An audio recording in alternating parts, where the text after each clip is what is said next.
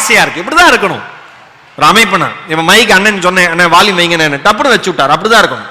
சில பேர்லாம் பேசு, என்னென்ன பேசியா 4 நாள் பேசியிருக்கானுங்க, வந்து அந்த சத்தம் வரல இந்த சத்தம் வரலன்னு கால் மேல காலை போட்டு வைக்கிறதுனால இவரெல்லாம் சைட்ல இருந்தே சிரிக்கிறார். சில பேர் எதிர்த்த மாதிரி உட்காந்து சிரிக்கவே மாட்டாங்க. நான் சொன்னல, எல்லாரும் பேசுறது அன்பாருங்க அன்பாருங்கன்னு பேசுவான். பேஸ்புக்ல எவனே தெரியாது, பேஸ்புக்ல அன்பை விடுவானுங்க, ஹார்ட்டினை விடுவானுங்க. இன்ஸ்டாகிராம்ல எல்லாரும் எங்க சாப்பிட்டீங்களா, இன்ஸ்டாகிராம்ல அது ஒரு ஃபேக் ஐடி, இவன் ஒரு ஃபேக் ஐடி, 2 ஃபேக் ஐடி சேர்ந்து ஒரு ரியல் லைஃபை வாழ ட்ரை பண்ணிக்கிட்டு இருக்கு. நான் சாப்பிட்டேன், நீங்க நானும் சாப்பிட்டேன். இப்ப என்ன பண்றீங்க? இந்தியாவினுடைய கடனை அடைக்கிறதுக்காக நான் யோசனையில மூழ்கி இருக்கேன். நீங்க இந்த ரஷ்யா உக்ரைன் போரை நிறுத்துறதுக்காக நான் யோசிச்சுக்கிட்டு இருக்கேன். இப்படியே பேச போறாங்க. அப்புறம் 50 ரூபாய் பேச போறானுங்க. சிரிக்கவே மாட்டான். வீட்டுல இருக்கிறவங்க அன்பாவே இருக்க மாட்டான். நான் என்ன சொல்றேன் தெரியுமா? அன்பெனும் பெரும் பரிசுன்னு தலைப்பை கொடுத்ததுக்கு காரணமே, இந்த பரிசு அடுத்தவர்கள் தருவது அல்ல. நல்லா ஞாபகம் வச்சுக்கோங்க. இந்த அன்பு என்கிற பரிசு அடுத்தவர்கள் உங்களுக்கு தருவது அல்ல. முடிந்தவரை நீங்கள் பார்க்கிற அனைவருக்கும் தருவதன் பெயர்தான் அன்பு. எவ்வளவு தருகிறீர்களோ அவ்வளவு அதிகமாக உங்களிடமே வந்து சேரும். நம்ம ஊர்ல என்ன பண்றானா, அவன் சிரிக்கல நான் சிரிக்க மாட்டேன், அவன் பேசல நான் பேச மாட்டேன், நான் குட் மார்னிங் சொன்னேன் அவன் குட் மார்னிங் சொல்லல, இனிமேல் ஜென்மத்துக்கு அவனுக்கு குட் மார்னிங் சொல்ல மாட்டேன்.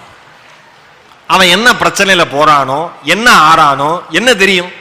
அண்மையில வந்து என்னோட நண்பர் வந்து ஒரு பிராங்க் வீடியோ அப்படின்னு, இப்ப பிராங்க் வீடியோ எல்லாம் பிடிச்சிருக்குல்ல, நம்ம எல்லாம் பாக்குறோம்ல, சும்மா ரோட்ல போயிட்டு இருப்பானுங்க, தண்ணி பாக்கெட் எடுத்து அடிப்பானுங்க. அவன் அடி வாங்கினவன் திரும்பி பார்ப்பான், யாருன்னே தெரியாது, அடிச்சவன் நார்மலா இருக்கிற மாதிரி அப்படி நிற்பான். உடனே போன்ல பாக்குற எல்லா பைத்தியமும் சிரிக்கும். ஏன்னா அவன் அடி வாங்கல. நம்ம ஊர்ல மட்டும்தான் அடுத்தவன் கீழே விழுந்தா சிரிப்பான், அடுத்தவன் அடி வாங்கினா சிரிப்பான், அடுத்த வீடு எரிஞ்சு போனா சிரிப்பான், அடுத்தவன் பைக்கு தொலைஞ்சு போனா சிரிப்பான், எல்லாமே அடுத்தவனுக்கு நடந்தா சிரிப்பான். அதனாலதான் வைரமுத்து சொன்னாரு, கவிப்பேரரசு வைரமுத்து, ஒரு தேசத்தில் பற்றும் தீ உன் சட்டை பையில் பற்றும் வரைக்கும் எவனும் சப்தமிடுவதில்லைனார். எங்கேயோ ஏதோ நடந்தா நமக்கு ஜாலியா தான் இருக்கும். அப்படி அந்த மாதிரி பிராங்க் வீடியோ எல்லாம் பாக்குறோம்ல, அப்படி ஒரு பிராங்க் வீடியோல என்ன பண்ணிருக்காங்க, ரோட்ல நடந்து போறவங்க தலை மேல பக்கெட்டை கமுத்தி விட்டுறது. யோசிச்சு பாருங்க, பக்கெட்டை கமுத்தி விட்டுறது. கமுத்தி விட்டு அவன் எடுக்கிற கேப்புக்கு நடுவுல எல்லாரும் நார்மலா நடந்து போறது. எவன் கமுத்தி விட்டு போனானே தெரியாது. நம்மளை கமுத்தி விடுறதுக்கு நிறைய பேர் கூடவே இருப்பான். நீ தான் என் உயிர் நண்பன்பா, அவன் தான் உயிர் எடுக்கிற நண்பனாவே கொஞ்ச நாள்ல மாறுவான். அத்தனை பேருக்கு அனுபவம் இருக்கு. வாழ்த்துக்கள். எப்படி என்ன தனியா அனாதையா விட்டுறீங்களோ நினைச்சு பயந்தே போயிட்டேன். நீலாம் என் குடும்பம் மாதிரியும்பா, நம்ம குடும்பத்துக்கு எடுக்கிற முதலாள அவன் தான் இருப்பான். உனக்கு ஒரு கஷ்டம்னா நான் வந்து நிப்பேன்பா, கஷ்டம்னு சொல்றப்ப போனை சுவிட்ச் ஆஃப் பண்ணிடுவான். நான் இருக்கேன் எதுக்கும் கவலைப்படாதம்மா, அவன் இருக்கிறதுனாலதான் கவலையே நமக்கு அப்புறம் தான் தெரியும். இதெல்லாம் நடக்கிற விஷயம். பக்கெட்டை கமுத்தி விட்டுறது, எல்லாம் எடுத்து எடுத்து பாக்குறானுங்க, திரும்பி திரும்பி பாக்குறானுங்க. நார்மலா நம்ம ஆளு யாரு, கமுத்தி விட்டவன், ரொம்ப அந்த டீம் 2 பேர் 3 பேர் ரொம்ப நார்மலா பேசுற மாதிரி. உடனே எல்லாருக்கும் சிரிப்பு. இதுல ஒரு சகோதரர் நடந்து போறாரு. இதை எல்லாருமே கவனமா கவனிங்க. ஒரு சகோதரர் நடந்து போறாரு. அந்த பிராங்க் வீடியோ எடுக்கிற டீம்ல ஒருத்தன் பக்கெட்டை கமுத்தி விட்டான். இது சொல்றப்ப எனக்கே கொஞ்சம் நெகிழ்ச்சியா இருக்கு. அந்த பக்கெட்டை கமுத்தி விட்டுறான். பக்கெட்டு தன் தலைமையில இருக்குங்கிற பிரஞை கூட இல்லாம, நினைவு கூட இல்லாம, சுய நினைவு கூட இல்லாம அந்த சகோதரன் நீண்டு விரிகிற அந்த சாலைகளில் தொடர்ந்து நடந்து போய் சென்று கொண்டே இருக்கிறான். அந்த வீடியோ மேக் பண்ணவங்களுக்கு, அந்த வீடியோ எடுத்தவங்களுக்கு, காணொளி எடுத்தவங்களுக்கு அதிர்ச்சி.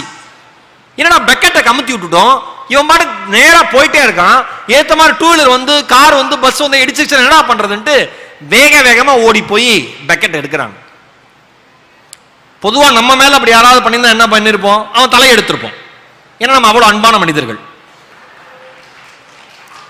தலையை எடுத்திருப்போம். ஏன்டா பக்கெட்டை கமுத்தின, அறிவு கிடையாது, ஒரு வீடியோக்கா என்ன பண்ணுவியா, இதே வீடியோவை பார்த்து சிரிச்சவன் தான் இவன். அவனுக்கு வரப்ப கஷ்டமா இருக்கு. அந்த பக்கெட்டை எடுத்துறாங்க. எடுத்தோன்னே அந்த சகோதரர் இந்த பக்கெட்டை எடுத்தவரை பார்த்து ஒரு சிரிப்பு, ஒரு கோபம் எதுவுமே இல்லை. வெறுமையான ஒரு பார்வையை அந்த சக மனிதன் மீது வீசிவிட்டு தொடர்ந்து நீண்டு விரிகிற அந்த சாலைகளில் நடந்து கொண்டே இருக்கிறார். ஒரே ஒரு விஷயத்தை ஞாபகம் வச்சுக்கோங்க, உங்களை கடந்து போகிற மனிதர்கள் அவரவர் மனதிற்குள் எத்தனை சுமைகளோடு கடந்து போவார்கள், நடந்து போவார்கள் என்பது யாருக்கும் தெரியாது. உங்களை கடந்து போகிற சில மணித்துளிகளில் ஒற்றை புன்னகை அவரை பார்த்து வீசி எறிந்தால் வாடி போயிருக்கிற அவருடைய மனம் பாலைவனத்தில் முளைத்த ரோஜா செடியை போல உங்கள் புன்னகையை ஏற்றுக்கொள்ளும். தயவு செய்து முடிந்தவரை அனைவரிடத்தும் அன்போடு பழகுங்கள், பாருங்கள், பேசுங்கள்.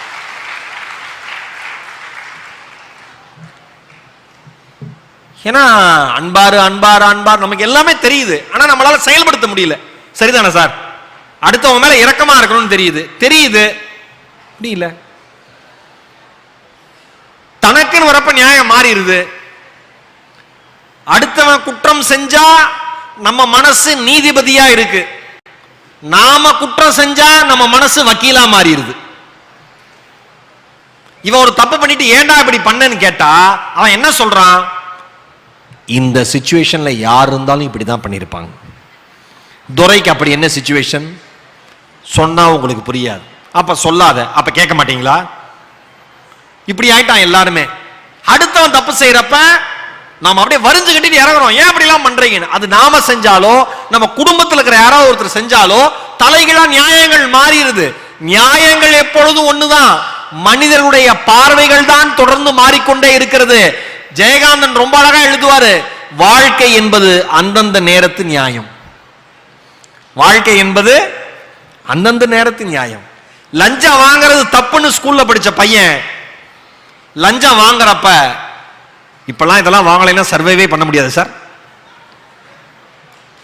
யாரா நீ? இவன் தான் சார் 10th ஸ்கூல் ஃபர்ஸ்ட், லஞ்சம் வாங்குறது தப்புன்னு பேச்சு போட்டியில ஃபர்ஸ்ட் பிரைஸ் வாங்கினானே. ஆமா, இப்ப என்ன பண்றான்? லஞ்சம் வாங்கி ஜெயில இருக்கா சார். ஏன் அப்படி ஆயிட்ட? வாழ்க்கை என்பது அந்தந்த நேரத்து நியாயம் சொல்றான். நான் வரதுக்கு முன்னாடி ஒரு செய்தியை பார்த்தேன், எனக்கு ரொம்ப பிடிச்சிருந்தது. எனக்கு இந்த இடத்துல சொல்றது வந்து மிக மிக உகந்ததா இருக்கும் நான் நினைக்கிறேன். நம்ம கடலூர் மாவட்டத்தினுடைய காவல்துறை கண்காணிப்பாளர் திரு ராஜாராம் அவர்கள், சரியா? அண்மையில காவல்துறை கண்காணிப்பாளர் அலுவலகத்துக்கு எல்லாரும் மனு கொடுக்க போவாங்களே, மனு கொடுக்க போனப்போ ஒரு வயதான முதியவர் அழுதுட்டு இருந்திருக்காரு ஆபீஸ் முன்னாடி. ராஜாராம் சார் போய், நம்ம கடலூர் மாவட்டத்துடைய காவல்துறை கண்காணிப்பாளர் போய், பெரியவர் ஒரு 65-70 வயது நெருங்கிய பெரியவர், ஏங்க அழுதுட்டு இருக்கீங்கன்னு கேட்கிறார். அதுக்கு அவர் சொல்லியிருக்காரு, ஐயா நான் மனு கொடுக்க வந்தேன், பசிக்குது, பசி தாங்க முடியல, காசு இல்லைன்னு புலம்பியிருக்காரு. உடனே காவல்துறை அந்த கண்காணிப்பாளர் அலுவலகத்தில் இருக்கிற போலீஸ் கேண்டீனுக்கு அழைச்சிட்டு போய் உட்கார வச்சு அவருக்கு சாப்பாடு வாங்கி கொடுத்திருக்காரு. யாரு? உங்க மாவட்டத்தில் காவல்துறை கண்காணிப்பாளராக இருக்கிற மரியாதைக்குரிய திரு ராஜாராம் அவர்கள். அந்த வீடியோ வந்து நான் வந்து சமூக வலைதளத்தில் பார்க்கிறேன். அந்த வயதான பெரியவர் ஒரு லுங்கி கட்டிட்டு, ஒரு வேஷ்டி, ஒரு சட்டையை போட்டுக்கிட்டு, தளர்ந்த நடையோட, பசிக்குதுன்னு சொல்லி அழுதவர் உட்கார வச்சு சாப்பாடு கொடுக்கறாரு. எடுத்த மாதிரி டேபிள் சேர்ல இவர் உட்கார்ந்து இருக்காரு, ஒரு தோசையை பிச்சு பிச்சு சாப்பிட்டுக்கிட்டே இருக்காரு. நான் ஒன்னே ஒன்னு சொல்லவா, அவர் எந்த பிரச்சனைக்காக மனு கொடுக்க வந்தார் என்பதை பற்றி எனக்கு தெரியாது. அது ஒருவேளை காவல்துறை கண்காணிப்பாளர் ஐயாவுக்கு தான் தெரியும். ஆனால் அவர் எந்த பிரச்சனைக்காக வந்திருந்தாலும் அவரை அமர வைத்து சாப்பிட வச்சதுமே அவருடைய பாதி துன்பம் வாழ்க்கையில போயிருக்கும் நான் உறுதியா நம்புறேன். இவ்வளவுதான் அன்பு, இவ்வளவுதான் அன்பு, பெரிய விஷயமே இல்ல. முகம் தெரியாத, முகவரி தெரியாத ஏதோ ஒரு மனிதரிடம் நீங்கள் காண்பிக்கிற பரிவின் பெயர் தான் கடவுள். வேற யாருமே கடவுள் கிடையாது. யார் கடவுள்? அடுத்த மனுஷன் மேல இறக்கப்படுறியா, நீ தான் கடவுள். அந்த மனசு இருக்கு பண்ணுங்க சார், அதான் கடவுள். கமல் சார் சொல்றப்ப எல்லாம் கை தட்டுறான், அப்படி கை தட்டுறான் அன்பேசியம்ல. சார் அந்த மனசு தான் சார் கடவுள். வாட்ஸ்அப்ல ஸ்டேட்டஸா போடுறான், அந்த மனசு தான் சார் கடவுள். ஸ்டேட்டஸ் போட்டு பைக்ல போறான், ஒருத்தன் எதிர்த்த மாதிரி தெரியாம தப்பா வந்துடுறான், உடனே நல்ல தமிழ் சொற்கள்ல பேசுறான், அருமையான தமிழ் சொற்கள். அகராதியில பார்த்தா இவன் அகராதிக்கு விளக்கமே இல்லை. அதுவும் கெட்ட வார்த்தை பேசுகிற பொழுது தமிழர்களுக்கு லகர உச்சரிப்பு தெளிவாக வருகிறது. சில பேர் அதை கூட பாசிட்டிவா எடுத்துக்கிறாங்க, கண்டுக்க மாட்டேங்கிறான் அதை கூட. அன்னைக்கு ஒருத்தர் லாரி டிரைவர் ஹைவேல வேகமா வந்து பிரேக் போட்டு முன்னால போற பைக்காரன்ட்ட கேட்கிறாரு, வீட்டுல சொல்லிட்டியா அப்படிங்கிறாரு. அவன் பாருங்க நக்கலு, மறந்தே போயிட்டான், வந்து 2 போறான். அன்பே சிவம், இந்த மனசுதான் சார் கடவுள்லாம் ஸ்டேட்டஸ போட்டுட்டு தெரியாம ஒருத்தன் பைக்கில் நடுவுல வந்ததுக்கு அந்த திட்டிவிட்டு இந்த மனசாட்சி இல்லாத மானிடன் பைக் ஸ்டாண்ட போட்டு கீழே இறங்கி டீ கடையில் ஒரு டீயை சொல்லிட்டு வெக்கமே இல்லாம அவன் போட்ட ஸ்டேட்டஸுக்கு எவ்வளவு பேர் பார்த்திருக்காங்கன்னு பார்க்கறான். தம்பி அப்படி என்னடா ஸ்டேட்டஸ் போட்டேன்னு கேட்டா, அன்பே சிவம். தலைவர் என்ன பண்ணீங்க? 2 நிமிஷத்துக்கு முன்னாடி இருக்கிற தமிழ் வார்த்தைகளை தொகுத்து பேசினேன். எது அன்பு? அந்த குழந்தை அழுதுன்னா கொஞ்சம் கூட்டு போங்களேன், பாவம். அம்மா தங்கச்சி, அந்த குழந்தைக்கு ஈரோடு மகேஷ் தெரியாது, புத்தக திருவிழா தெரியாது, இது கடலூர்னே தெரியாதுமா, கொஞ்சம் நடந்துட்டு வாமா. ஆமாம்மா, ஏன்னா நீங்க சொன்னோன்னே கேட்காது, என்ன உங்க புருஷனா?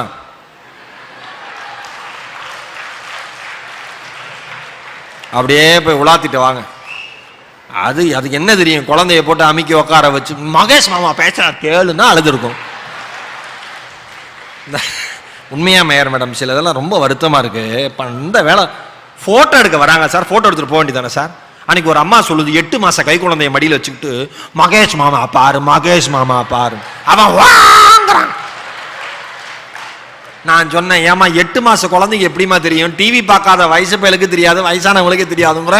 தெரியும் சார், உங்களை காமிச்சது சோறு விட்டுவேங்க. எவ்வளவு நக்கல் பாருங்க. அது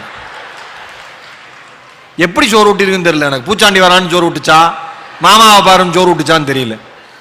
என்னென்ன வேலை பாருங்க. அதான் போயிட்டு வாங்க அப்படியே, அதான் பெஸ்ட்.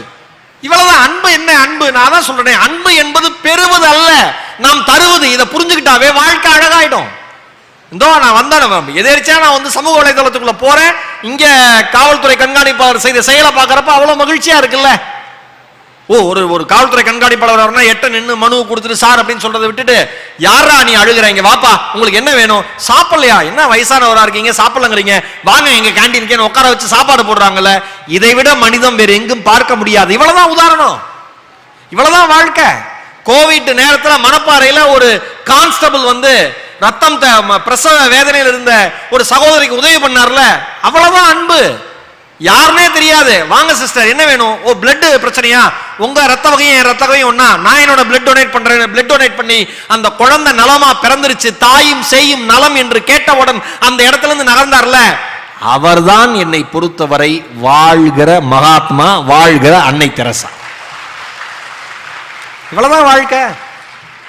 அன்பாருங்க, பேசாதீங்க, செயல்ல காமிங்க. தினமும் 1% மாத்திக்கோங்க, ஒரு சதவீதமா உங்களை மாத்திக்கோங்க. ஒரு புத்தகமே இருக்கு, சின்னஞ்சிறு பழக்கங்கள் நினைக்கிறேன், ஜேம்ஸ் கிளியர் நினைக்கிறேன் எழுதினவர், நாகலட்சுமி சண்முகம் தமிழ் மொழிபெயர்த்தவங்க. அற்புதமான புத்தகம், வாங்கி படிங்க. ஆய்வு ரீதியான புத்தகம். தினமும் 1% நம்மை மாற்றிக்கொள்வதால் கிடைக்கிற நன்மை என்னன்னு. ஏங்க நீட்டுக்கு கோச்சிங் கிளாஸ் எடுக்கிறாங்க, ஜேஇக்கு கோச்சிங் கிளாஸ் எடுக்கிறாங்க, டிஎன்பிஎஸ்சி கோச்சிங் கிளாஸ் எடுக்கிறாங்க, யூபிஎஸ்சி கோச்சிங் கிளாஸ் எடுக்கிறாங்க. எடுக்கிறாங்களா மேடம்? எல்லாமே எடுக்கிறாங்களா சார்? கரெக்ட் தானே? ஒருத்தன் நார்த் இந்தியாவில் என்ன பண்ணியிருக்கான், ஏடிஎம்ல எப்படி கொள்ளையடிக்கலாம்னு கோச்சிங் கிளாஸ் நடத்திருக்கான். அதுவும் கிராஷ் கோர்ஸ், சீக்கிரமா கத்துக்கிறது. கடைசியில போலீஸ் வந்து பிடிச்சிருச்சு. அவன் வருத்தப்பட்டிருக்கான், இன்னும் 2 நாள் டைம் இருந்தா முடிஞ்சிருக்கும். நம்மால் எங்க ஜாலியா இருக்காங்க. நான் என்ன சொல்றேன், நம்ம ஊர்ல தப்பு பண்றவெல்லாம் பதட்டம் இல்லாம இருக்காங்க. அடுத்தவங்க காசை ஏமாத்திட்டு பேப்பர்ல வரானா, இந்த நிதி நிறுவனம் ஏமாற்றியது, அவங்க முகர கட்டையெல்லாம் பாருங்க சிரிச்சுக்கிட்டு, பணம் போட்டோட பாருங்க. ஏன்னா அப்பாவி நாம தான். அவனுக்கு என்ன, கரெக்டா அவன் காசை வாங்க வேண்டியது, எஸ்கேப் ஆகி ஊருக்கு போயிட வேண்டியது. நாமளும் 1 வருஷம் 2 வருஷம் ஃபாலோ பண்ணுவோம். தொலைஞ்சு போறான், நாசமா போறான், உள்ள உடுப்படாம போயிடுவான் அப்படின்னு சபிச்சுட்டு விட்டுருவோம். அவன் நல்லா இருப்பான், நாம எங்க இருப்போம்? நான் என்ன சொல்றேன், நேர்மையற்ற மனிதர்களிடம் இருக்கிற ஒரு தெளிவு, நேர்மையற்ற மனிதர்களிடம் இருக்கிற ஒரு தெளிவு நேர்மையாக இருக்கிற உங்களிடம் ஏன் இல்லை என்பது என்னுடைய கேள்வி. சரியா தவறா? நீங்க எவ்வளோ இங்க நீதிமன்றத்திலிருந்து யாராவது வந்திருக்கீங்களா சார்? வக்கீல் யாராவது இருக்கீங்களா? ஜட்ஜி யாராவது இருக்கீங்களா? நீதிமன்றத்தில் வேலை செய்யறவங்க இருக்கீங்களா? இருக்கீங்க சார். அதெல்லாம் இருக்காரு. கேட்டு பாருங்க, தப்பு பண்றவன் தைரியமா வருவான் கோர்ட்டுக்கு. கெத்த அவன் ஜட்ஜிக்கே குட் மார்னிங் சொல்லுவான். சார் நல்லா இருக்கீங்களாங்கிறான் ஜட்ஜை பார்த்து. இவன் ஜட்ஜி ஒரு நிமிஷம் யோசிக்கிறார், நாம இங்க இருக்கோமா அவன் அங்க இருக்கானா என்னன்னே தெரியலையேன்னு. ஒருத்தன் கேட்டிருக்கான் ஜட்ஜை பார்த்து, ஏன் இப்பெல்லாம் இழைச்சு போயிட்டீங்கன்னு இருக்கான். ஏன்னா அவ்வளோ ஆஃபனா வரான் போல இருக்கு. அடிக்கடி வரதுனால ஜட்ஜை பார்த்து கேட்டிருக்கான், உடம்பு பார்த்துங்க சார்ன்னு இருக்கான். அதுக்கப்புறம் தான் கேஸே ஆரம்பிச்சிருக்கு. சொந்தக்கார மாதிரி ஆயிரம் சில பேர்லாம் கோர்ட்டுக்கு போய். என்னங்கிறீங்க ஏங்க, ஏடிஎம் கொள்ளையடிக்கிறான் பாத்துறீங்களா? ஏடிஎம்ல கொள்ளை கேள்விப்பட்டிருக்கீங்க? ஏடிஎம்மையே கொள்ளையடிக்கிறாங்க நம்ம ஊர்ல. ஏங்க வந்து ஏடிஎம் மிஷினை கடப்பார வச்சு பேத்து மேடம், குட்டியானையில ஏத்திட்டு போயிடுறான் மேடம். ஒருத்தன் இடிச்சிருக்கான், அந்த மிஷின் எடுக்க முடியல ஏடிஎம் மிஷினை. உடனே ஒரு லெட்டர் எழுதி வச்சிருக்காங்க, தயவுசெய்து இனிமேல் வலிமையாக கட்டாதீர்கள், ஏகப்பட்ட பொருட்செலவாகிறது, மன உளைச்சலுக்கு நான் ஆளாகிறேன். சில பேர் என்ன தெரியுமா, இப்படி ஒரு கேட்டகரி. ஜட்ஜு ஒருத்தன் ஏடிஎம் 3 தடவை கொள்ளையடிச்சிருக்கான், 4வது தடவை மாட்டிக்கிட்டான். கேஸ் வந்து கோர்ட்டுக்கு போயிருக்கு. ஜட்ஜு கேட்டிருக்காரு, 3 தடவை ஏடிஎம்ல இருந்து பணம் எடுத்திருக்கிய, என்ன தண்டனை தெரியுமான்னு இருக்கார். இவன் சொல்லியிருக்கான், தெரியுங்கய்யா நான் பேப்பர்ல படிச்சேன்னு இருக்கான். ஜட்ஜுக்கு ஆச்சரியம், என்னடா படிச்சேன்னு இருக்காரு. 3 தடவைக்கு மேல எடுத்தா 150 ரூபா ஃபைனாமா. ஏண்டா அதுக்கு பணம் இருக்கிறவன் அவன் பணத்தை எடுத்தா, இவன் எந்த பணத்துக்கு சொல்றான் பாருங்க. கவலையே.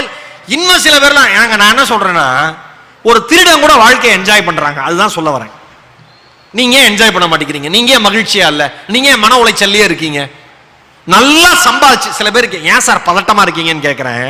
அவர் சொல்றாரு, நல்லா சம்பாதிச்சுட்டு சார் நிம்மதியா செட்டில் ஆகி அப்புறம் சந்தோஷமா இருக்கலாம்னு நினைச்சேன் சார். சரி இப்ப என்ன பண்றீங்க? அது எப்ப சம்பாதிக்கிறதுனே தெரியல சார். ஏன் சார் அப்படி சொல்றீங்க? இல்ல சார் வாடகை வீட்டுல இருந்தேன், நல்ல வாடகை வீட்டுக்கு போனா சந்தோஷம் நினைச்சேன், நல்ல வாடகை வீட்டுக்கு போனேன். அப்புறம் நல்ல சொந்த வீடு இருந்தா சந்தோஷம் நினைச்சேன். அப்புறம் ஒரு சொந்த வீட்டுக்கு போனேன், சொந்த வீடே பெருசா இருந்தா சந்தோஷம் நினைச்சேன். அப்புறம் பெரிய சொந்த வீட்டுக்கு போனேன். அப்புறம் கார் 2 இருந்தா சந்தோஷம் நினைச்சேன், கார் வந்துச்சு. நகை இருந்தா, பேங்க் பேலன்ஸ் இருந்தா, எல்லாமே சந்தோஷம் நினைச்சேன், எல்லாமே இருந்துச்சு.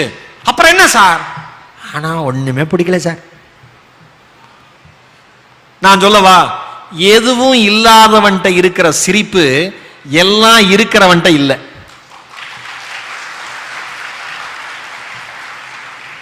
ஏன் எதுவும் இல்லாதவன்ட்ட சிரிப்பு இருக்கு? அவன்கிட்ட தான் எதுவுமே இல்லையே,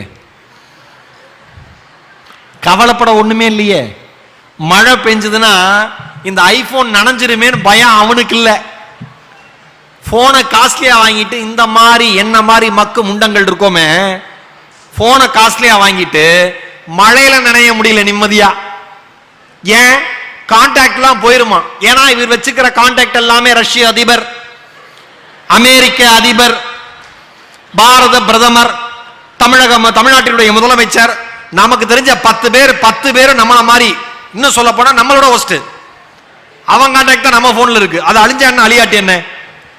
யோசிச்சு பாருங்க. மழையில நனைய முடியல, போன் எடுத்து. ஏங்க பைக்ல வந்து கீழே உழுகுறாங்க, பொத்துன்னு கீழே உழுந்துட்டு எல்லாம் ஓடி வந்து தூக்குறாங்க. தம்பி ஒன்னும் ஆவலையே. நான் சொல்றான், போன் எங்க சார்? சார் என் போன் ஏண்டா எங்க அப்பா கையில கிடைச்சது, என்ன கொண்டுருவான் சார், எங்கன்னு பாருங்க சார். ஏன்னா தலைவன் போன்ல அவ்வளவு பாழா பண்ணி வச்சிருக்கான். போன் ஏன்னா ஒண்ணுமே இல்லாதவங்கிட்ட பிரச்சனையே இல்லை பாருங்க, தொல்லையே கிடையாது. காஸ்ட்லியா காரை வாங்கிட்டு காருக்குள்ள நான் உட்காந்துருக்கேன், கண்ணை ஃபுல்லா வெளியில வச்சிருக்கேன். அவன் இடிச்சிட போறானோ, இவன் இடிச்சிட போறானோ, அவன் வந்துருவானோ, இவன் வந்துருவானோ. இப்ப தெருவோரமா உட்காந்துருக்காங்களே எதுவுமே இல்லாம, அவன் என்ன பார்த்து நக்கலா சிரிக்கிறான். ஒழுங்கா தானே இருந்த, ஏன் இந்த ஆடம்பரம் எதுக்கு? ஒருத்தன் பைக்கில் பக்கத்தில் வந்து நின்னா, அதுவும் இந்த பைக்கில் சைக்கிளில் போறவங்க, ஆட்டோவில் போறவங்களாம் நம்ம காரில் இடிக்கிற மாதிரியே வந்து இடிக்காம போவாங்க. ஏதோ போன ஜென்மத்தில் எனக்கு அவனுக்கு வாய்க்கா தகராறு போல இருக்கு. அப்படியே உயிர் போய். ஏன்? அவன் ஜாலியா இருக்கான், துண்டை உதறி போடுறான், நினைச்ச இடத்துல ஒரு வேட்டியை விரிக்கிறான், ஜம்முன்னு படுக்கிறான். கொசு கடிப்பது கூட தெரியாமல் உறங்குகிற மனிதனுடைய வாழ்க்கை சொர்க்கம் என்று நான் சொல்லுகிறேன். உறக்கம் உறக்கம் என்பது நீங்கள் தங்குகிற வீட்டினுடைய வசதியை பொறுத்து வருவது அல்ல.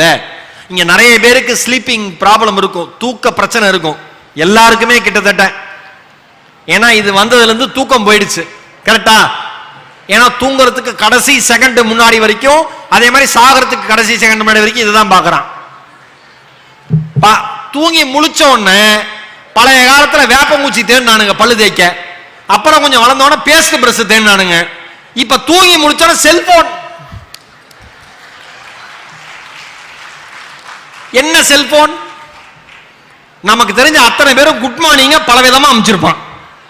சூரியன் கிளம்பி வரும், சூரியன் கீழே போகும், கடலுக்கு நடுவில் இருக்கும், பறவைகள் பறக்கும்.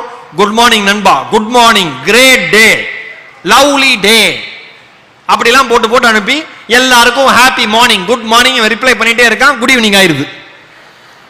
ஐயோ டைம் ஆயிடுச்சு சார், சாப்பிட்டு படுத்துறான், வேலை முடிஞ்சு போச்சு. இது வந்ததுல இருந்து தூக்கமே போச்சா? நான் அதான் சொல்றேன், வீட்டினுடைய வசதியை பொறுத்து வருவது அல்ல தூக்கம், உழைத்து களைத்து வருகிற அசதியை பொறுத்து வருவதுதான் தூக்கம். ஏன் தெருவில் படுத்து தூங்குறவங்களா நிம்மதியாவே தூங்குறான்னு நமக்கெல்லாம் வைத்தறிச்சலா இருக்கு தெரியுமா? நமக்கு தூக்கம் வரதில்லை.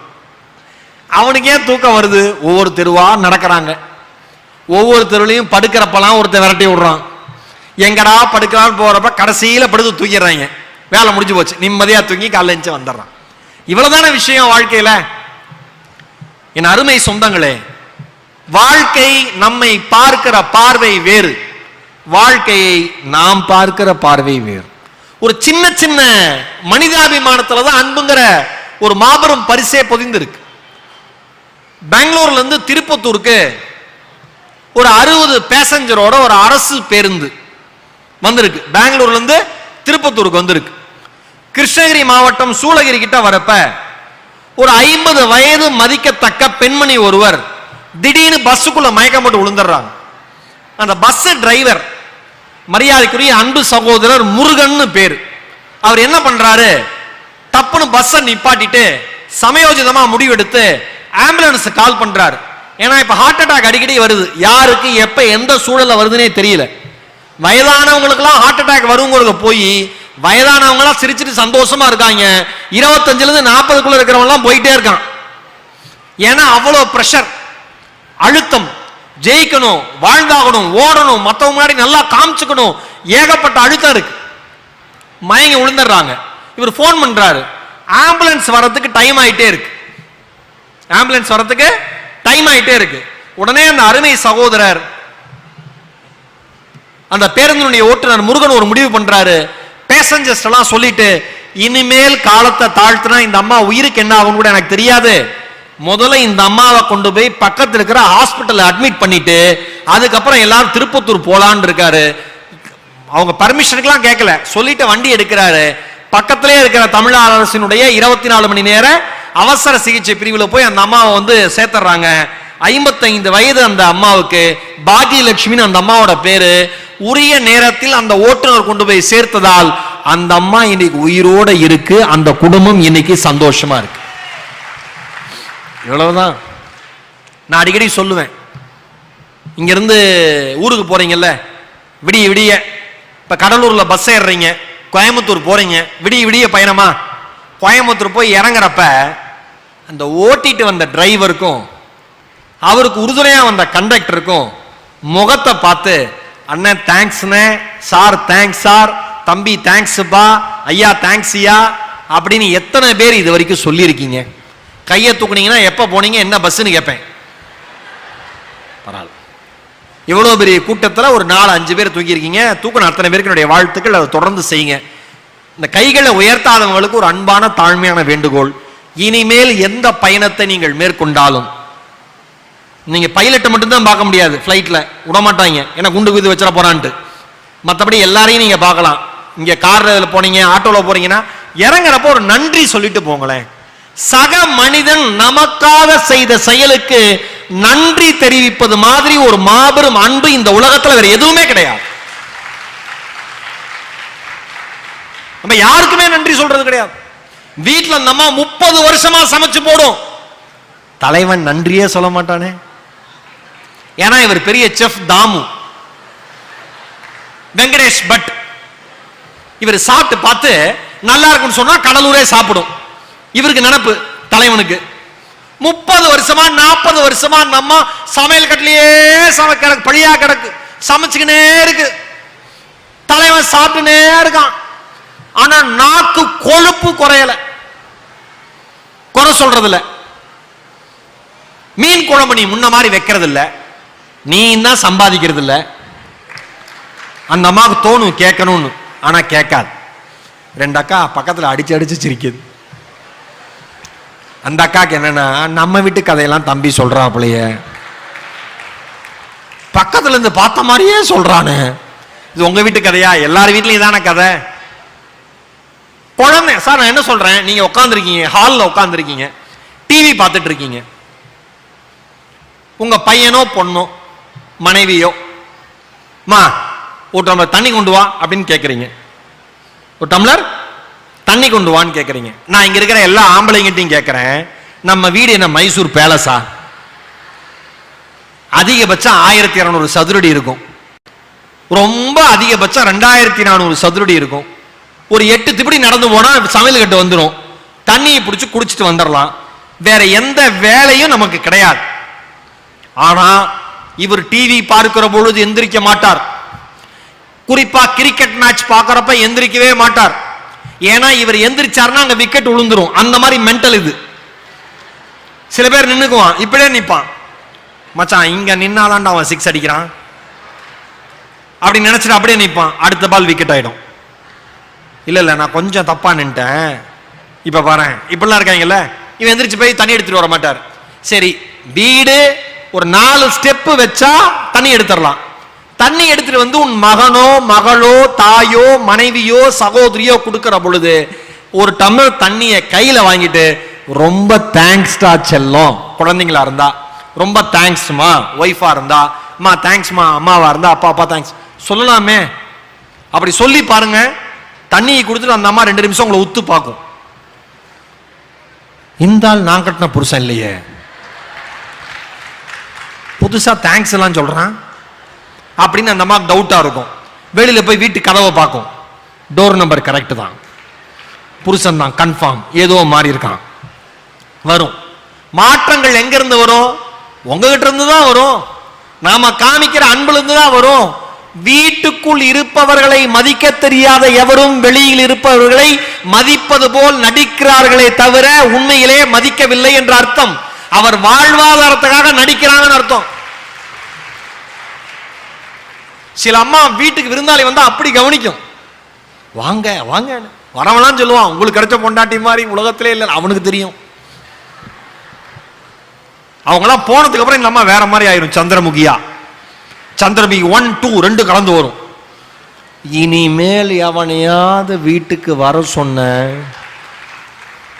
நீயே வெட்டு உனக்கு ஆக்கி போறதே தண்டச்சோறு, இதுல நீ 4 பேரை கூட்டு வந்து பெருமைக்கா? என்ன அவங்க முன்னாடி சிரிச்சு கவனிச்ச, அப்ப உன்னை மிரட்டுற மாதிரி மிரட்டா? வேண்டாம், இனிமேல் நான் யாரையும் கூப்பிட்டு வரல, அதோடு நிறுத்திக்க. எவனை கூப்பிடுறதாலும் என்கிட்ட கேளு, எவனை கூப்பிடுறதா இருந்தாலும்.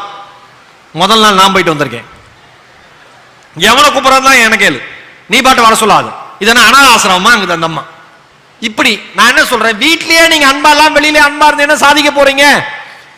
அன்பா பேசுங்க. ஏன் இப்ப ஒண்ணும் இல்ல சார், இந்த குழந்தைங்க கிட்ட பேசுறப்ப நம்ம எவ்வளவு சந்தோஷமா பேசுறோம். எல்லாருமே இங்க இருக்கிற அத்தனை பேருமே ஒரு குழந்தைய பார்த்தாங்க, ஒரு குழந்தை நின்று கை தட்டிட்டு இருக்கு ஜாலியா, அதை பார்க்கறப்பே அவ்வளவு சந்தோஷமா இருக்கு. அது அந்த குழந்தைய பார்த்தோன்னு தான் எனக்கு மனசுல இது வந்துச்சு, தோணுச்சு எனக்கு. இந்த நான் படிச்ச ஒரு கவிதை, எனக்கு ரொம்ப பிடிச்ச கவிதை. குழந்தைய பார்க்கறப்ப நம்முடைய மொழி மாறிடும், அன்பு அதிகமாகும். கவனிச்சிருக்கீங்களா? யார் குழந்தைய டீ கடையில் டீ குடிக்க போறீங்க நண்பா, ஒரு குழந்தை அழகா கியூட்டா இருக்கு, உங்களை பார்த்து சிரிக்குது, உடனே நீங்க என்ன பண்ணுவீங்க? என்னடா செல்லம், நல்லா இருக்கியாடா செல்லம், என்னடா வேணும்? மாமாட்ட கேளு, ஏன்னா மாமா தான் கலெக்டர். மாமாட்ட கேளு, என்ன வேணா வாங்கி தரேன். சார் நான் என்ன சொல்றேன், உங்ககிட்ட பணம் இல்லாம இருக்கலாம், ஆனால் வார்த்தைகளில் அந்த அன்பை அந்த நிமிடத்தில் அந்த குழந்தைக்கு நீங்க கொட்டுறீங்கல்ல, உலகத்தில் மிகச்சிறந்த பணக்காரன் நீங்க தான். குழந்தைகிட்ட பேசுறப்ப மொழி மாறிடுதா? கரெக்டு தானே? இதே நம்ம ஃப்ரெண்ட்ஸ்கிட்ட பேசுறப்ப ஒரு டீ குடிச்சிட்டு டைம் வர மாட்டேன், எவ்வளவு நேரம் வெயிட் பண்றது, ஆளு வேணும் பாரு. எங்கடா அவன் ராஜ் எங்கடா வந்துங்கிறான் மச்சான். தத்தி பசங்கடா நீங்க. இவர் ஏன்னா சந்திராயன் 3 லான்ச்சுக்கு ஹெல்ப் பண்ணியிருக்கார். அவங்களெல்லாம் தாத்தி பசங்கடா நீங்க. ஆனா இதே அந்த பையன் ஒரு 2 நிமிடத்துக்கு முன்னாடி ஒரு குழந்தைகிட்ட பேசுறப்ப ஆளே தலைகீழ மாதிரி பேசினான். கரெக்டா? அதான் ஒரு கவிஞர், எனக்கு யாருன்னு தெரியல, எனக்கு பிடிச்ச கவிதை. குழந்தைங்கிட்ட பேசுறப்ப மொழி எப்படி இருக்கு, பெரியவங்கிட்ட பேசுறப்ப மொழி எப்படி இருக்கு? குழந்தைகளுடன் பேசுகிற பொழுது மொழி தன்னை வரைந்து கொண்டே பறக்கும் பறவை போல் நடந்து கொள்கிறது. குழந்தைகளுடன் பேசுகிற பொழுது மொழி தன்னை வரைந்து கொண்டே பறக்கிற பறவை போல் நடந்து கொள்கிறது. அடுத்தடுத்து என்னங்கிறத அதுவே நிர்ணயிச்சு அப்படி பறந்துகிட்டே இருக்கான். அப்படி அன்பு வந்துகிட்டே இருக்கான், பறந்துகிட்டே இருக்கான். இதே பெரியவங்க கிட்ட பேசுறப்ப சில பேருக்கு வீட்டில் தண்ணி எடுத்துட்டு வானே நார்மலா சொல்ல தெரியாது. தண்ணி எடுத்துவா, சாப்பாடு செஞ்சுட்டியா, பிள்ளை ரெடியாயிட்டானா, நாளைக்கு நான் செத்துருவேன், இப்படிதான் பேசுவான். அந்த ஆள் ஒரே ஒரு 2 சமயத்தில் அமைதியா இருப்பான். ஒன்னு போறப்ப, இன்னொன்னு தூங்குறப்ப, மூணாவதா ஒரு ஃபைனல் டெஸ்டினேஷன் இருக்கு, மூணாவதா ஒரு முடிவு இருக்கு, எல்லாருக்கும் அந்த முடிவு. அப்பதான் அமைதியாகும். அதனாலதான் சில வீட்டில் கிழமை செத்து போயிட்டா கிழவிங்களுக்கு கொண்டாட்டமா இருக்கும். ஏன்னா படுத்துக்கிட்டே அதிகாரம் பண்ணுவார் தலைவர். காப்பி கொஞ்சமாவது குடிங்க. யாரு? அந்த ஆயா கேட்கும், காப்பி கொஞ்சமாவது குடிங்க. வேண்டாம். தலைவனுக்கு எங்க இதுக்கு கீழே எல்லாம் அவுட்டு. கட்டில படுத்து கிடக்கிறப்ப வீராப்பு வேண்டாம், டீ போட்டு எடுத்துட்டு வா. அந்த ஆயா சரி டீ போட்டு கொண்டு வரும். டீ நல்லா இல்ல, காப்பி கொண்டு. காப்பி போட்டு கொண்டு வரும். காப்பி நல்லா இல்ல, சுக்கு காப்பி. அப்ப விஷம் தான் கொடுக்கும்.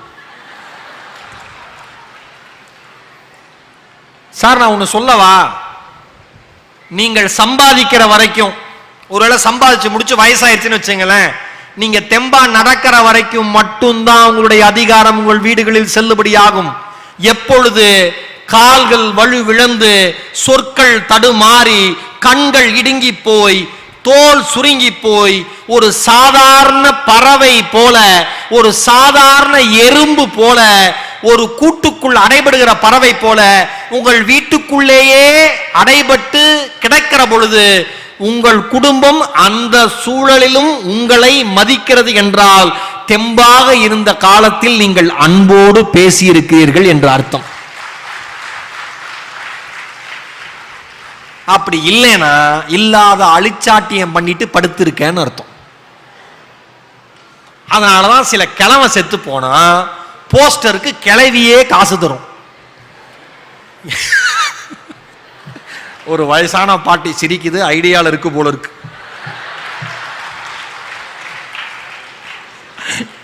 கிளவியே காசு தரும். அது எதுல காசு தெரியுமா? எந்த காசு தெரியுமா தரும்?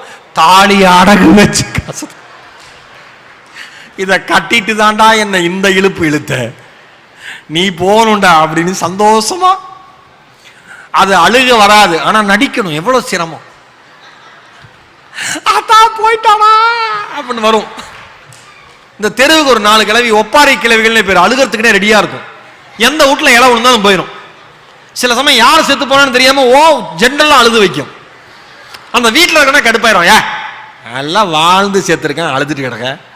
நல்லா வாழ்ந்திருக்காரா தெரியலப்பா, தெரிஞ்சிட்டாளு, ஏன் தெரியாம அழுகுற? அப்படி அழுகும். அந்த கிளவி வந்து கிளவியை கட்டிப்பிடிக்கிறப்ப கிளவி மனசுல நினைச்சுக்கோ, ஆயா மனசுல நினைச்சுக்கோ, இந்த கிழவனை நீ கல்யாணம் பண்ணியிருந்தா இவன் 20 வருஷம் முன்னாடியே செத்திருப்பான். நாலாம் மனசாட்சியோட நடந்துகிட்டால மட்டும்தான் இவ்வளவு வருஷம் தாக்கு பிடிச்சு வந்திருக்கான். அது நினைச்சுக்கும். எதுக்காக இந்த உதாரணங்கள் நகைச்சுவையை கலந்து சொல்றேன் அப்படின்னா, ஒரு குறைந்தபட்ச மரியாதையை, ஒரு குறைந்தபட்ச அன்பை, ஒரு போலித்தனமாக கூட வச்சுங்களேன், ஒரு அன்பு தடவிய வார்த்தைகளை உங்களுக்காகவே வீட்டில் வாழ்கிற கணவனிடமும் மனைவியிடமும் நீங்கள் பேச கற்றுக்கொள்ளுங்கள். வாழ்க்கை அப்பொழுது மட்டும்தான் அழகாகவே மாறும். பேசுங்களேன், அன்பாதான் பேசுங்களேன். என்ன இப்ப எனக்கு தெரிஞ்ச ஒரு ஐயா ஒரு கோவிட்டுக்கு முன்னாடி உங்க மனைவி தவறிட்டாங்க. நான் போயிருக்கேன். அவர் அழவே இல்லை. எல்லாரும் திட்டுறாங்க. எப்படி கவனிச்சுக்கிச்சு இந்த ஆளை அந்த அம்மா? சே, இன்னைக்கு இப்படி இப்படி கல்லு மாதிரி இருக்கா அந்த ஆள் அப்படின்னா அதுக்கு அந்த அம்மா தானே காரணம். பார்த்து பார்த்து கவனிச்சுக்கும். ஒரு சொட்டு அழுகை இல்லையே, ஒரு சொட்டு அழுகை இல்லையே அப்படின்ட்டு எல்லாரும் திட்டுறாங்க. நான் ஒன்னே ஒன்று சொல்றேன், இங்க இருக்கிற அத்தனை பேருக்கு சொல்றேன். ஒருவர் ஒரு சூழலில் இருக்கிற விதத்தை பார்த்து மட்டும் அவர்கள் இப்படிப்பட்ட மனிதர்கள் தான் என்று தயவு செய்து யாரும் தீர்மானிக்காதீர்கள். ஒரு இறப்பு வீட்டில் அழலையா, ஓ இவனுக்கு அழுகே வராது நினைச்சிடாத. ஒரு கல்யாண வீட்டில் சந்தோஷமா இல்லையா, இவன் எங்க போனாலும் சந்தோஷமா இருக்க மாட்டானா அப்படின்னு நினைச்சிடாதீங்க. அவனுக்குள்ள என்ன நடந்தது, அவனை சுத்தி என்ன நடக்குதுன்னு யாருக்கும் தெரியாது. எல்லாரும் திட்டுறாங்க, முடிஞ்சது. காட்டுக்கு போறாங்க, காரியங்கள் முடியுது. வீட்டுக்கு வரோம், எல்லாம் வந்துகிட்டு இருக்காங்க. அப்ப அவர் சொல்றாரு, நீங்களாம் போங்க, நான் கொஞ்சம் பொறுத்து வரேன் அப்படின்ட்டு போயிட்டாரு. அப்புறம் எல்லாரும் வந்துட்டோம். அவர் போயிட்டு வந்துட்டார் மறுபடியும். அப்புறம் எல்லாம் முடியுது. ஒரு நாள் 2 நாள் ஆகுது. நான் கேட்டேன், என்னங்கய்யா நீங்க காட்டுக்கு போயிட்டு வரப்ப எல்லாரும் போங்க நான் வரேன்னு சொல்லிட்டு போனீங்களே, எங்கெங்கய்யா போனீங்க? ஏதாவது துக்கம் தாங்காம அதுக்கு ஏதாவது போயிட்டீங்களா? இல்லப்பா அந்த பழக்கெல்லாம் எனக்கு இல்லப்பா, என் மனைவிக்கு அது பிடிக்காது, எனக்கும் அதனால அது பிடிக்காது, அந்த எண்ணமே எனக்கு கிடையாது. வேற எங்கெங்கய்யா போனீங்கன்னு. என் மனைவியினுடைய உடல் எரிந்த இடத்திற்கு மறுபடியும் நான் போனேன். அந்த நெருப்பை மட்டுமே நான் தொடர்ந்து பார்த்து கொண்டிருந்தேன். கடைசி நெருப்பு அடங்குகிற வரை என்னுடைய பார்வை அந்த சிதையிலிருந்து விலகவே இல்லை. அவள் எரிந்து போனதோடு என் வாழ்க்கையும் எரிந்து போனது. இதுக்கு மேலே என் வாழ்க்கையில் ஒன்றுமே இல்லைப்பா. எவ்வளோ அழ முடியுமோ அவ்வளவும் அழுது தீர்த்துட்டு அதுக்கப்புறம் தான்ப்பா நான் மறுபடியும் வீட்டுக்கு வந்தேன்னாரு. நான் ஒப்பிட்டு பார்க்கிறேன். இந்த மனுஷன் சொன்ன வார்த்தைகளையும் இறப்பு வீட்டில் இருந்தவர்கள் சொன்ன வார்த்தைகளையும் நான் ஒப்பிட்டு பார்க்கிறேன். ஒன்னே ஒன்று சொல்றேன், இங்க இருக்கிற எல்லா பெண்களுக்கும் சொல்லுகிறேன், ஒரு ஆண் அவ்வளவு சீக்கிரம் தன்னுடைய உணர்வுகளை வெளிக்காட்டவே மாட்டான். இங்க இருக்கிற வயசு பசங்க எல்லாருமே தெரிஞ்சுங்க, அப்பாவே ஸ்ட்ரிக்டா. சில பேருக்கு இந்த அம்மாக்களுக்கு என்ன வேலைன்னா அப்பனை வில்லனாவே காமிக்கிறது. சாப்பிடலையா அப்பாட்ட சொல்லிவிடுவேன், ஹோம்ஒர்க் எழுதலையா அப்பாட்ட சொல்லிவிடுவேன், ஓ வெளில போயிட்டு மூஞ்சி கழுவ மாட்டியா அப்பாட்ட சொல்லிவிடுவேன். எங்க டாய்லெட்ல சிந்து சீக்கிரம் வரலைங்க, கக்கூஸ் போனவன் சீக்கிரம் வரல, சீக்கிரம் வந்து அப்பாட்ட சொல்லிடுவேன். அவர் என்னங்க பண்ணுவாரு? எல்லாத்தையும் அப்பாட்ட சொல்லிடுவேன். அப்பா வில்லனாவே காமிப்பாங்க. நான் இவ்வளவு காவல்துறை அதிகாரிகள் இருக்காங்க, யோசிச்சு பாருங்க. நம்ம ஃபேமிலியில ஒரு தடவை ஒரு பிரச்சனை வந்துச்சுன்னா அந்த பிரச்சனையை பேசி முடிக்கிறதுக்குள்ள நமக்கு அவ்வளவு மன அழுத்தம் ஆகுது. ஒரு காவல் நிலையத்தில் வேலை செய்கிற அந்த சகோதரர்கள் சகோதரிகள் வாழ்நாள் முழுக்க அடுத்தவர்கள் பிரச்சனைகளை பற்றி மட்டுமே பேசிட்டு இருக்காங்க, அடுத்தவர்கள் பிரச்சனையே தீர்த்து வச்சுக்கிட்டு இருக்காங்க. அதுக்கு நடுவுல அவங்க பர்சனல் லைஃப் வாழணும், சிரிக்கணும், அவங்க குழந்தையோட வெளியே போகணும், அவங்க அம்மா அப்பாவுக்கு தேவையானதை பண்ணணும். எப்படிப்பட்ட மனநிலையில் அவங்க இருக்காங்கன்னு யோசிச்சு பாருங்க. ஆனா நம்ம எவ்வளவு சாதாரணமா போலீஸை பத்தி ஒரு ஜோக் சொல்றோம், எவ்வளவு சாதாரணமா டிராபிக் போலீஸை பத்தி ஒரு ஜோக் சொல்றோம், எவ்வளவு சாதாரணமா ஒரு டாக்டரை வச்சு ஜோக் சொல்றோம், எவ்வளவு சாதாரணமா ஒரு அரசியல்வாதியை வச்சு ஜோக் சொல்றோம். ஒன்னே ஒன்னு சொல்லவா, பொது வாழ்க்கையில் இருக்கிற மனிதர்கள் செய்கிற வேலையை சராசரி மனிதன் ஒரு நாள் கூட செய்ய முடியாது என்பதை இங்க இருக்கிற அத்தனை பேர் ஒத்துக்காங்க மனசாட்சியோட.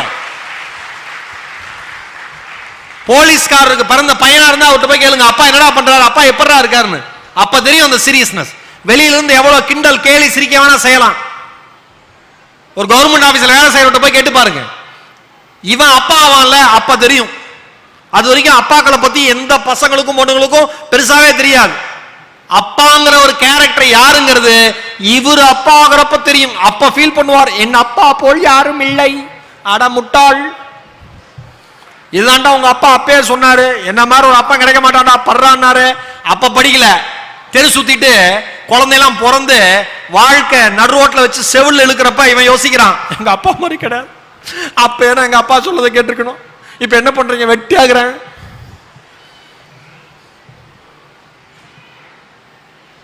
உங்க அப்பா வந்து நீங்க 1000 குறைகள் சொல்லலாம், அவருக்கு எந்த கெட்ட பழக்கங்கள் வேணா இருக்கலாம், அவர் எவ்வளவு கோபக்காரரா வேணா இருக்கலாம். ஆனா ஒன்னே ஒண்ணு சொல்றேன், அத்தனை கோபத்தையும் அவர் காமிப்பாரு, அவ்வளவு கெட்ட பழக்கங்கள் கூட அவர் இருப்பாரு. ஆனால் ஒருபோதும் தன்னுடைய தலைமுறை கெட்டு போக வேண்டும் என்று நினைத்த தந்தை ஒரு நாளும் கிடையாது.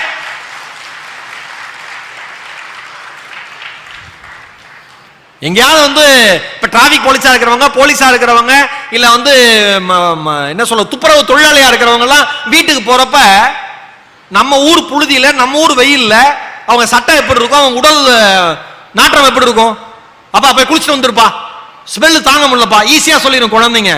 தங்கங்களா, ஒன்னே ஒன்னு சொல்றேன், அந்த அன்பு மிகுந்த தந்தை அந்த நாற்றத்தை ஏற்றுக்கொள்ளாவிடில் உங்கள் வாழ்க்கை ஒருபோதும் வாசனையாக இருப்பதற்கு வாய்ப்பே இல்லை.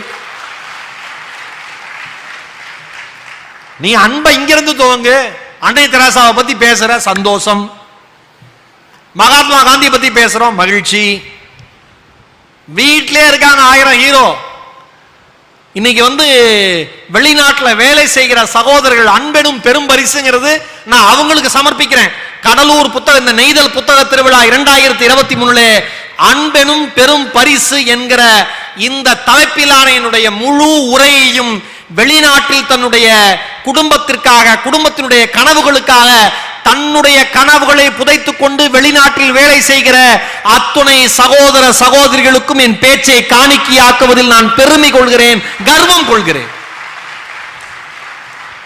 மொழி தெரியாத தேசம், இணக்கமாக பேசக்கூட முடியாத ஒரு தேசம், முகவரி தவறவிட்டால் இதுதான் என் முகவரி என்று சொல்லி கூட அந்த இடத்திற்கு சென்று சேர முடியாத ஒரு தேசத்தில் வாழ்ந்து கொண்டு தன்னுடைய கவலைகளை எல்லாம் ஒரு இடத்திலே புதைத்துக் கொண்டு தன்னுடைய ஆசைகளை எல்லாம் மறக்கடிக்க வைத்துவிட்டு தன்னுடைய இன்பங்களை மழுங்க செய்துவிட்டு ஒரு சகோதரனுடைய திருமணத்திற்காகவும் ஒரு சகோதரனுடைய படிப்பிற்காகவும் ஒரு தாய் தந்தையினுடைய ஆசையாக இருக்கிற ஒரே ஒரு சொந்த வீடு என்கிற கனவிற்காகவும் தன்னுடைய இளமையை அயல்நாட்டு மண்ணிலே அடகு வைத்து விட்டு வெறும் செல்பேசி மூலமாக மட்டும், கைபேசி மூலமாக மட்டும் நான் நல்லா இருக்கேன், இங்க பாரு பில்டிங், இங்க பாரு துபாயில பாரு எவ்வளவு பெரிய பில்டிங், நான் நல்லா இருக்கேன், இங்க பாரு எவ்வளவு பெரிய மால், நான் நல்லா இருக்கேன், இங்க பாரு எவ்வளவு ஃப்ரூட்ஸ் கிடைக்குது, நான் நல்லா இருக்கேன்னு அவன் காமிச்ச இடம் எல்லாம் அவன் இருந்த இடம் இல்லையே. மால்லையா அவன் இருக்கான், ஷாப்பிங் காம்ப்ளெக்ஸ்ல அவன் இருக்கான், ஒரு ஃப்ரூட் ஷாப் பழக்கடைக்கு மத்தியிலே அவன் இருக்கான், சுடுகிற பாலை வன வெயிலிலே ஒட்டகம் மேய்க்கிற தொழிலை செய்து கொண்டு உங்களை குழு குழு அறையில் வைத்திருக்கிற அவன் என்னை பொறுத்தவரை மிகப்பெரிய தியாகி. எத்தனை பேருக்கு அந்த வலியும் வேதனையும் தெரியுது? மிக சாதாரணமா என்னடா வரங்கிற வரவே மாட்டேங்கிற ஊருக்கு சாதாரணமா சொல்றோமே, அவனுக்கு வரணும்னு தான் ஆசை. ஆனா வருஷத்துக்கு ஒரு தடவை வரதை விட 3 வருஷத்துக்கு ஒரு தடவை வந்தா 2 வருஷம் வர பணத்தை சேமிச்சு வச்சா அக்கா தங்கச்சி இருக்கிற வீட்டுல இன்னொரு டாய்லெட் அதிகமா கட்டலாங்கிற எண்ணம் அந்த அண்ணனுக்கு இருக்கு, அந்த தம்பிக்கு இருக்கு. அவன் மனுஷன். வாழ்க்கை நீங்கள் நினைக்கிற மாதிரி இல்லை மக்களே. மிக மோசமான வாழ்க்கையை வாழ்ந்து கொண்டு அவ்வளவு மகிழ்ச்சியான மனநிலையோடு அங்கே சகோதரர்கள் பல 100 பேர், பல 1000 பேர் வேலை பார்த்துக் கொண்டிருக்கிறார்கள். அண்மையில் ஒரு செய்தி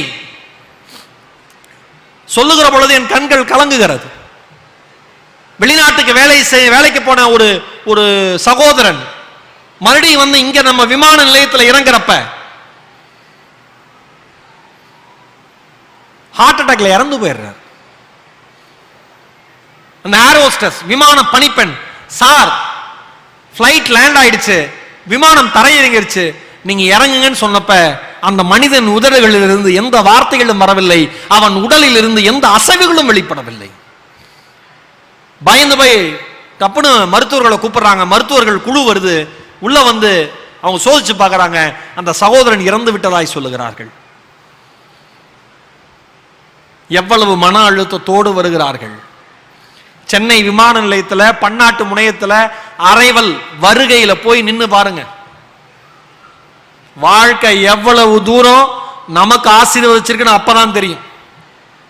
4 வருஷம் 5 வருஷம் 6 வருஷம் 8 வருஷம் 10 வருஷம் புருஷனை, அண்ணனை, தம்பிய, அப்பாவை பார்க்காத குடும்பம் அப்படி ஏங்கி நிற்கும்.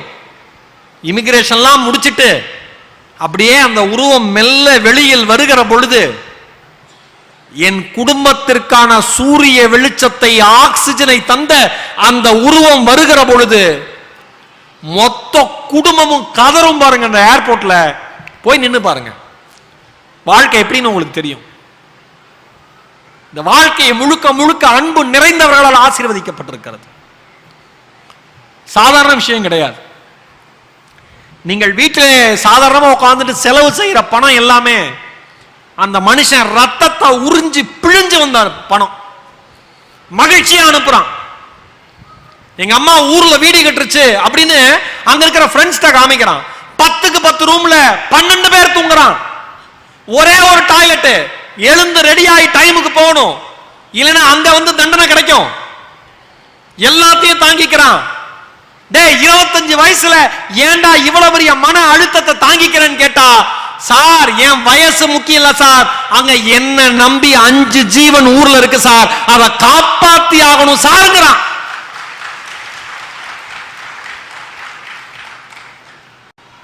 நாம் எல்லாம் நினைக்கிற மாதிரி இளைஞர்கள் மோசமானவர்கள் இல்லை, மிக மிக பொறுப்பானவர்கள். கொஞ்சம் விளையாட்டுத்தனம் இருக்கும், ஆனா அவனுக்குன்னு ஒரு கமிட்மெண்ட் வந்துருச்சுன்னா, அவனுக்குன்னு ஒரு பிடிப்பு வந்துருச்சுன்னா, 60 வயசு 70 வயசான முதியவருக்கு இல்லாத முதிர்ச்சி அந்த இளைஞனுக்கு வந்துடும். நாம் அதுக்கான வாய்ப்பே தரதில்லையே. இந்த வாழ்க்கை ரொம்ப ரொம்ப அழகானது. அகம் முகம்னு ஒரு புத்தகம், ராஜா சந்திரசேகர், எனக்கு பிடித்த ஒரு கவிஞர், எழுத்தாளர், இயக்குனர். அதுல அவர் சந்திச்ச மனிதர்களை பத்தி சும்மா ஒரு 30 செகண்ட்ல படிச்சு முடிச்சிடலாம். ஒவ்வொரு சின்ன சின்ன கதையா ஒரு 30 நொடியிலிருந்து 60 நொடிக்குள்ள படிச்சு, ஒரு நிமிஷத்துக்குள்ள படிச்சு முடிச்சிடலாம். நீங்க அகம் முகம் அந்த புத்தகத்தோட பேர். ராஜா சந்திரசேகர் ஒரு நாள் வேக வேகமா ஆட்டோல ஏறி இருக்காரு. அந்த ஆட்டோக்காரரு சிரிச்சுக்கிட்டே வாங்க சாருன்னு இருக்காரு. அதை இவர் கவனிக்கல. அவசரமா போகணுமா சார் அப்படின்னு கேட்டிருக்காரு. உடனே ஒரு இடத்த சொல்லி, ஆமா சீக்கிரம் போகணும் போ அப்படின்னு இருக்காரு கோவமா. உடனே ஆட்டோக்காரர் சொல்லியிருக்காரு, ரொம்ப சூடா இருக்குல்ல சார் அப்படின்னு இருக்காரு. இவரு கோவம் வந்துருச்சு. நக்கல் பண்றியா, என்ன சொல்றியா, மரியாதையா போயா அப்படின்னு இருக்காரு. கோச்சுக்காதீங்க சார், வாழ்க்கை நம்மளை டென்ஷன் ஆக்கலாம் சார், நாம தான் ரிலாக்ஸா இருக்கணும் சார் அப்படின்னு இருக்காரு ஆட்டோ டிரைவர். இவருக்கு இன்னும் கடுப்பாயிருக்கு. இந்த தத்துவம்லாம் அப்புறம் தனியா பேசு, இருக்கிற மண்டை சூடல உன்னை ஏதாவது பண்ணிடுவேன், மரியாதையா ரோட்டை பார்த்து ஓட்டுன்னு இருக்காரு. அவர் அப்பையும் கண்டுக்கல, முணுமுணுத்து இருக்காரு. மயக்கமா கலக்கமா பாட்டு பாடியிருக்காரு. என்னையா முணுமுணுத்துட்டு இருக்க அப்படின்னு இருக்காரு. இவர் இருந்தாலும் சும்மா வர வேண்டியது, நம்மளால என்னையா முணுமுணுத்துட்டு இருக்கேன்னு இருக்காரு.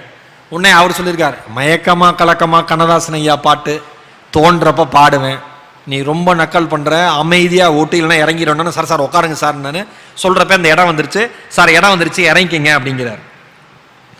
உடனே காசு கொடுத்துட்டு மீதி நீ வச்சுக்கங்கிறார். உடனே அந்த ஆட்டோ டிரைவர் சொல்றாரு, மீதியில் எனக்கு வேணாம் சார், மீட்டர் காசு ஏதோ அதை எனக்கு கொடுங்கன்னு சொல்லிட்டு மீதி காசு அவர்கிட்ட கொடுக்குறாரு. உடனே இவர் போயிறார், நடந்து போறார். போறப்ப ஒன்றும் பாட்டப்படாதீங்க சார், நிம்மதியாக போயிட்டு வாங்க சார் இவர் சொல்லி அனுப்புறாரு. ஒரு 4-5 ஸ்டெப் நடந்தவர் திரும்பி அந்த ஆட்டோ பார்க்குறார். ஆட்டோவோட பின்பக்கத்தில் ஒரு வார்த்தை எழுதியிருக்கு. என்ன வார்த்தை அப்படின்னா, ஒரு டீஸ்பூன் அளவு புன்னகையை தினமும் சேருங்கள். ஒரு டீஸ்பூன் அளவு புன்னகையை தினமும் சேருங்கள், வாழ்க்கை இனிமையாக மாறும்னு அந்த ஆட்டோ பின்னாடி எழுதியிருக்கு. இவருக்கு வேகமா நடந்து போனவருக்கு சருன்னு உரைச்சு கிட்ட வந்து, சாரி நான் ஏதோ தப்பா பேசிட்டேன்னு நினைக்கிறேன் அப்படின்னு. பரவாயில்ல சார், எங்கள் அம்மா ஹாஸ்பிட்டலில் இருக்கு, நான் உழைச்சாதான் காசு, நான் ஓட்டுறப்பெல்லாம் எங்கள் அம்மா ஞாபகம் வந்துடுது சார், அடிக்கடி எங்கள் அம்மா ஞாபகம் வந்துடுது. எங்கள் அம்மா ஞாபகம் வந்துருச்சுன்னா எனக்கு வண்டியை சரியாக ஓட்ட முடியல சார், மனசு கனமாயிருது, அதனால தான் சார் நான் பேச்சு இப்படிலாம் பேசுகிறேன், வேற ஒன்றும் இல்லை சார் அப்படின்னு அந்த ஆட்டோ டிரைவர் சொல்கிறாரு. உடனே இவர் சொல்கிறாரு, கவலைப்படாதீங்க, அம்மா நல்லா இருப்பாங்க, ஹாஸ்பிட்டலில் போய் பாருங்கன்னு சொல்லிட்டு ஒரு டீஸ்பூன் அளவு புன்னகையை அவர் ஆட்டோக்காரருக்கு பரிசா தராரு. ஆட்டோக்காரர் சிரிச்சுட்டு போறாரு. இதோட அந்த சின்ன இவ்வளவுதான். நான் அதை ரொம்ப விளக்கி சொல்லியிருக்கேன். நீங்க படிச்சீங்கன்னா ஒரு 40 செகண்ட் 60 செகண்ட்ல முடிஞ்சிடும். யோசிச்சு பாருங்க, யாராவது ஆட்டோக்காரர் இப்படி கோவம் பேசுறப்ப நம்ம கோவம் வரும். சார் என்ன சார் பண்றீங்க? என்கிட்டலாம் நிறைய பேர் கேட்பாங்க, என்ன சார் பண்றீங்க, ப்ரோக்ராம்லாம் இப்படி போயிட்டு இருக்குன்னா நம்மளுக்கு சில சமயம் நல்லா பேசுவோம், சில சமயம் நம்மளுடைய மனநிலை சரியில்லைன்னா கோவமா இருக்கும். இவன் நான் விஜய் டிவி ஓனர் என்ன பண்ண போறான் அந்த ஆளு, எதுக்கு இதெல்லாம் கேட்கறான்னு கோவம் வரும். ஆனா யோசிச்சு பாருங்க, இந்த இவர் எழுதுன இந்த விஷயத்தை படிச்சதுக்கு அப்புறம் நான் யோசிக்கிறேன், எல்லாருக்கும் பின்னாடி ஏதோ ஒரு விஷயம் இருக்குல்ல. அதனாலதான் அந்த மனுஷங்க வந்து நம்மளை சுத்தி சுத்தி வந்து ஏதோ ஒன்று சொல்லிக்கிட்டே இருக்காங்க, தொடர்ந்து நம்மளை பார்த்துக்கிட்டே இருக்காங்க, ஏதோ ஒரு விஷயத்தை தந்துகிட்டே இருக்காங்க. ஏன் வந்து நம்ம வந்து சாதாரண மனிதர்கள் பேசுகிற அந்த மொழியை பத்தி நம்ம ஏன் கண்டுக்கிறதே இல்லை அப்படின்னு நான் யோசிக்கிறேன். ஒரு அண்மையில் இன்னொரு காணொளி பார்த்தேன். கேரளால ஒரு மின் கம்பம், அந்த மின் கம்பியில ஒரு புறா மாட்டிட்டு தொங்கி தவிக்குது. நீங்க யூடியூப்ல போய் பார்த்தீங்கன்னா கேரளால வந்து புறா வந்து எப்படி வந்து காப்பாத்துனாங்கன்னு போட்டீங்கன்னாவே அந்த வீடியோ வந்துடும், ஷார்ட்ஸ்லயோ ரீல்ஸ்லயோ வந்துடும். ஒருத்தர் வேக வேகமா ஏறாரு, அப்படியே தலைகீழா தொங்கி அந்த புறா தவிச்சுக்கிட்டு இருக்கு. அந்த புறாவை மெல்ல எடுத்து, அது கால் முழுக்க நூலா ஒயரா கம்பியா சுத்தி இருக்கு.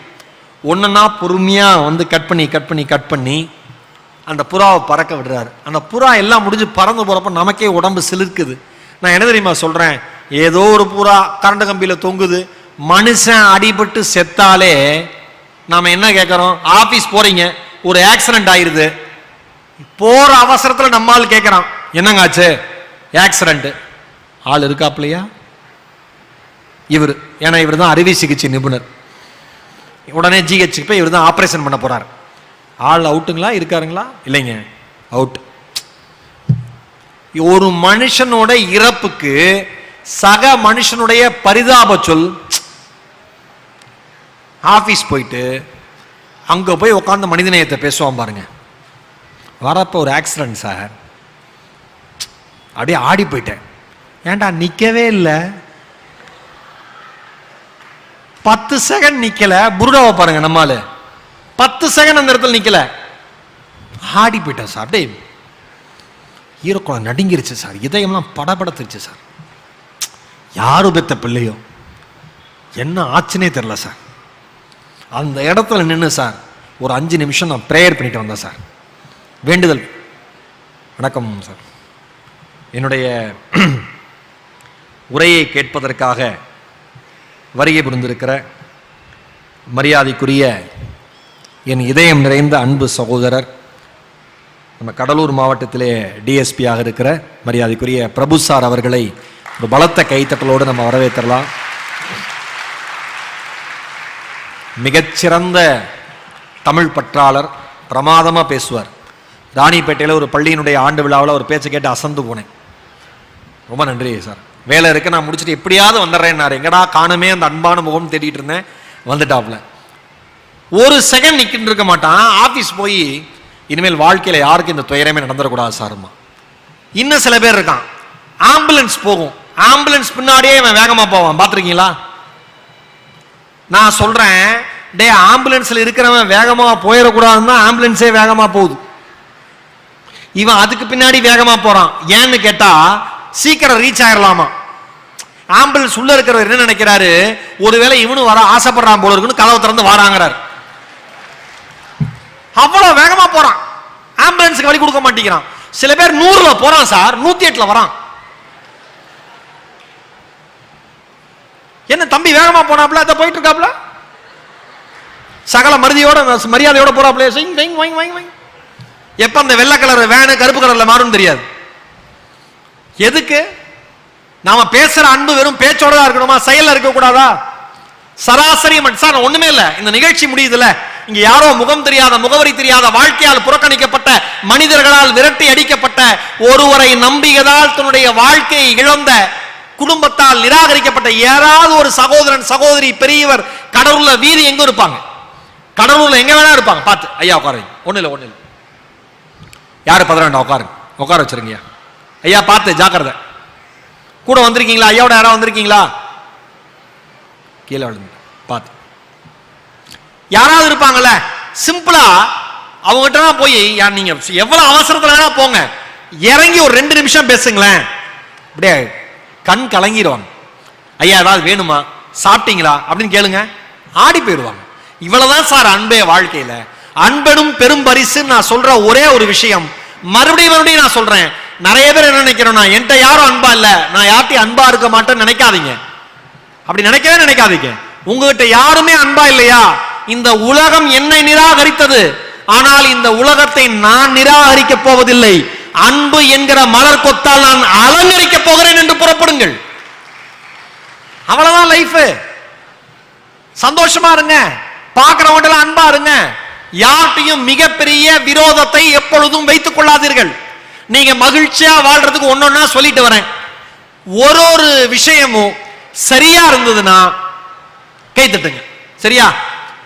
மகிழ்ச்சியா என்ன எல்லாரும் வந்தோன்னு கேட்டாங்க, மகேஷ் சார் எப்படி சார் அப்படியே இருக்கீங்க என்ன கேட்கிறாங்க. நான் அதுக்கு பதில் என்ன சொல்றேன், அப்படி இருக்கிறப்பயே அப்படியே தான் சார் இருந்தேன், இப்பயும் இப்படி தான் சார் இருப்பேன், எப்பயுமே இப்படி தான் சார் இருப்பேன். ஏன்? எந்த மனுஷன் மனசுல பொறாமை இல்லையோ அந்த மனிதன் மனது மகிழ்ச்சிக்கு சொந்தமான மனது.